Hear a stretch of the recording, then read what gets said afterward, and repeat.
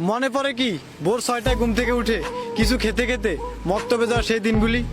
মনে পড়ে কি হুজুরদের সেই মজার মজার শাস্তি, সেই কমন ডায়ালগ, আপনার ছেলের ব্রেন ভালো, ভালো করে পড়লে খুব ভালো ফলাফল করতে পারবে। তখনকার বন্ধুগুলাও ছিল একটু অদ্ভুত টাইপের। তারা কিছু খেলে ইস কি মজা, আর আমি খেলে এটা তো পচা।